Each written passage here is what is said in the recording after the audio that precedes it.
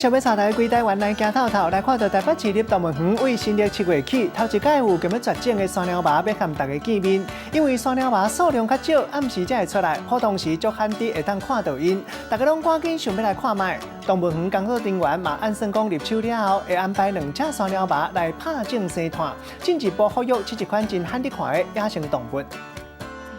丛内目睭闭甲真大蕊，四界咧猫猫上，伊的模样真古锥，伊就是这只号做小鱼的山鸟猫。今年的7月，头一摆出现伫个台北市立动物园的台湾动物区。那小鱼的话，原先它是一个健康的个体，但是因为它曾经跟人类比较亲近，所以说比较不适合在做野放，生性比较敏感，所以说远远看到人，它可能大概都会躲起来，或是采取一个逃跑的一个方式。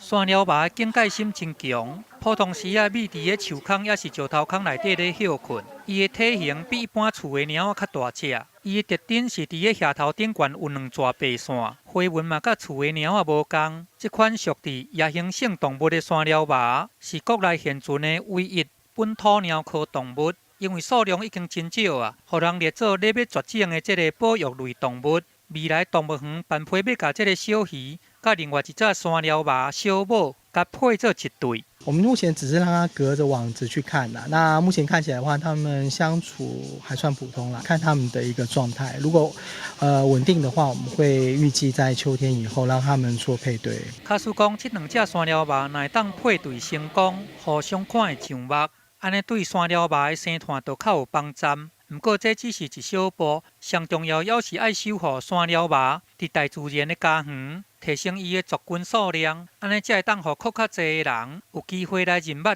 正古锥的山鸟猫。记者综合报道。